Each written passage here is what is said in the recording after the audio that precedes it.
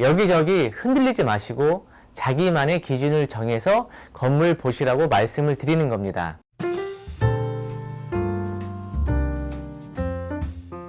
안녕하세요, DH빌딩입니다. 제가 오늘 말씀드릴 주제는요, 부동산 투자 안목을 기르는 방법입니다. 빌딩 투자를 잘하기 위해서는 물건을 볼 줄 아는 안목을 기르셔야 합니다. 그런데 빌딩 투자를 이제 시작하시는 투자자분들은 제가 장담하는데 아무리 금매를 보여드려도 매입을 절대 하지 못하십니다. 왜냐하면 빌딩이 좋은지 나쁜지 모르기 때문인데요. 한마디로 안목이 없는 거죠. 자, 지금부터 안목을 기르는 방법을 하나씩 배워보겠습니다. 자, 첫 번째, 시세를 잘 파악해야 합니다. 우리가 시장에서 물건을 하나 사더라도 비교를 해가면서 사잖아요. 이와 같이 빌딩도 다른 물건이랑 비교를 해가면서 사야 하는데요. 특히 팔린 매물 위주로 보면서 비교를 하셔야 합니다. 빌딩은 팔린 게 시세이거든요. 요즘에는 주소만 치면 언제 얼마에 팔렸다는 정보들이 다 나와 있어서 쉽게 파악이 가능합니다. 제가 팔린 매물 사이트를 추천해 드릴게요. 네이버 검색창에 밸류맵 또는 디스코에 들어가 보시면 팔린 매물 정보들을 한눈에 보실 수가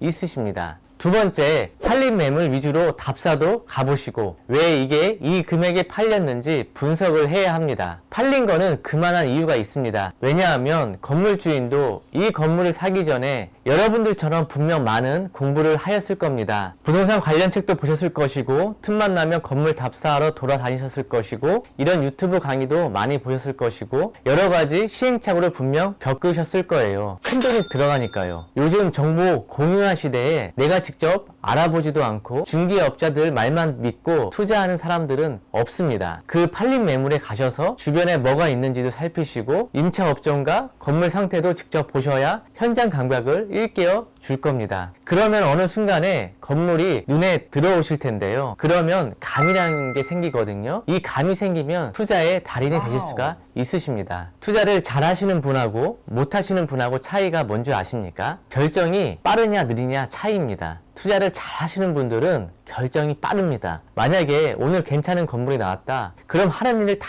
제껴두고 손살같이 건물에 달려가십니다. 근데 투자를 잘 못하시는 분들은 뭐 또 건물이 나오겠지. 이거 재고 저거 재고 그러다 보면 건물 놓치면 또 세월은 또 다 지나가고. 그러니까 별다른 문제 없으면 잘하시는 분들은 그날 보고 그날 저녁에 계약을 하시는 분들도 많습니다. 자, 마지막으로 세 번째, 매입을 원하는 지역을 광범위하게 넓히지 마세요. 지역마다 시세가 다 다르기 때문에 어느 한 동네를 파악하는 데만 시간이 꽤 걸립니다. 서울에는 25개의 자치구와 522개의 동이 있는데요. 각 동마다 시세가 다 다르겠죠. 25개 자치구 시세만 파악하는 데만 좋기 1년이 걸립니다. 그런데 땅값은 계속 올라가기 때문에 1년 전 거 파악해봐야 사실 크게 도움이 안 됩니다. 그래서 내가 사는 동네나 내가 잘 아는 지역을 집중적으로 공략해서 시세를 파악하는 게 가장 빠르고 효과적인 방법입니다. 제 고객분들 중에는 여기저기 돌아다니시는 분들이 많으세요. 어느 부동산에 전화가 와서 저기가 좋다면 저기 가보고 또 다른 부동산에 가서 저기가 좋다면 또 저기 가보고 강남권 보시다가 너무 비싸다고 갑자기 서울권 보시고 한참 보시다가 수익성 별로라고 경기도권 보시고 또 경기도권 보시다가 관리하기 힘들고 멀다고 서울권 보시고 또 서울권 보시다가 그래도 강남이지 하면서 다시 강남권 보시고 어휴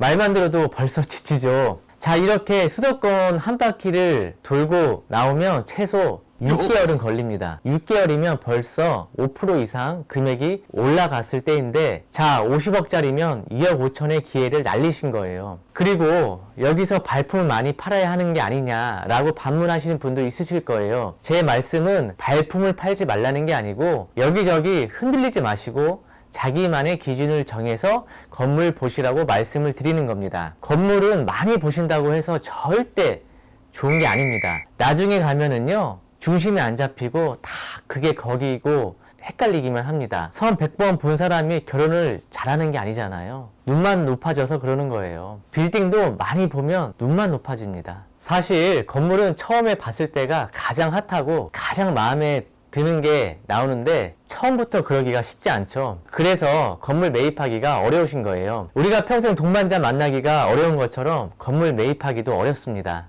하지만 제가 말씀드리는 대로만 하신다면 좋은 매물로 쉽게 결정하실 수 있으십니다. 끝으로 자신의 안목이 과연 커졌는지를 알기 위해서는 이 빌딩의 장단점을 파악할 줄 아셔야 합니다. 또는 해당 지역 부동산에 가셔서 향후 전망 등에 대하여 자세한 설명을 들으시면 점점 안목이 늘어나실 겁니다. 오늘 이 세 가지를 알아보았는데요.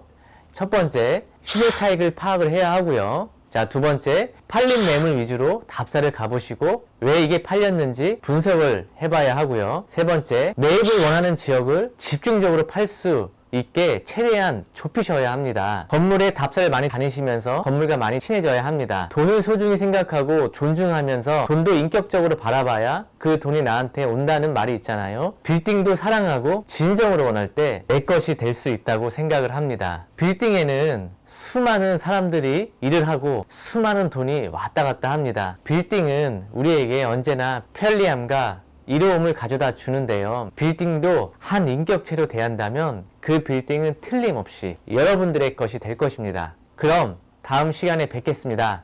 감사합니다.